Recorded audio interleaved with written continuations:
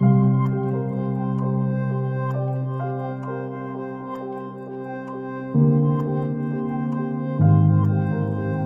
a project is delivered, it is always a joy to the community and an achievement to both the national and county governments. However, when there are challenges brought about by the implementers and the communities rubbing shoulders on feasibility and hazardous repercussions or concerns, the project not only stalls, but also marks the beginning of a pull and push on who should have done what, where, and how.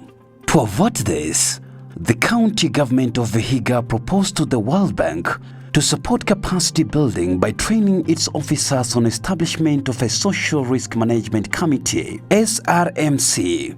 This will be one of the monitoring and evaluation committees in the county government that will oversee the projects implemented in the county to ensure that they do no harm to the people. Most of the projects that have been abandoned were abandoned because the communities were not effectively engaged.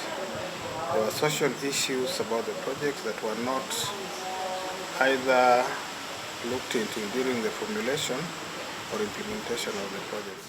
Sometimes you do a very beautiful road and the children are crossing. We have not thought of where these children will cross. We have not talked about where human beings will cross the road. In the last 4 years, the World Bank has engaged in a process of supporting the national and county government to put in place measures to institutionalize social risk management for all development projects. It is currently supporting counties to form committees to oversight social risk identification and management. Development projects should not lead to any harm to individuals.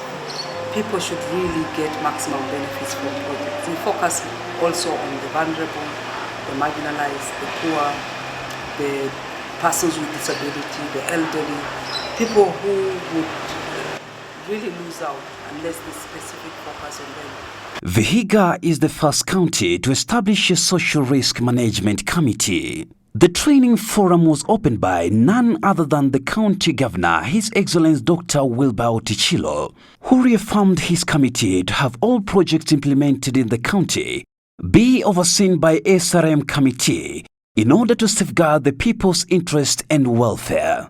We want you to be committed to this exercise because you are the pioneer team or committee that is going to set a foundation on which our county is going to build a formidable team or unit or even department that will ensure that for any project to be undertaken, however small or however big it is, we must undertake a social risk management or assessment. The World Bank considers management of social risks for projects. We bring to the table the international experience. And even though the local context is important, but lessons learned from elsewhere, be it within Kenya or outside Kenya, is important. And so we bring to the table this experience to Vihiga County, and we want Vihiga County, and we want to support Vihiga County to set up systems that are going to be working, as well as consider the budgetary as well as the finance requirements for the development of this county. Counties should consider management of social risks because according to the Kenyan Constitution, the public participation and the citizens' involvement in the development process is in the heart of what the government of Kenya believes in.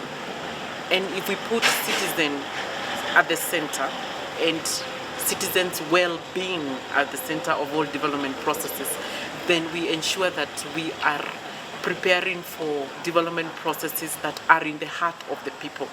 When counties shared their projects, we were able to realize that some of the projects who were a bit conscious on social risks had less problems, like the NARI project.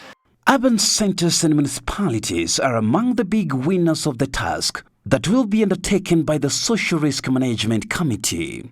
We handle coast projects, which are World Bank projects, and the social risk aspect is crucial to accessing the funds for development and also providing best service to our citizens. The composition of the committee is multi-sectoral, bringing every key development agency on board. There's no way you can do environmental management without including the social part, because most of the things that are actually happening in the environment, they are related also to the social part, because people or communities live in environments, and these communities, that's where you have now the social risks happening.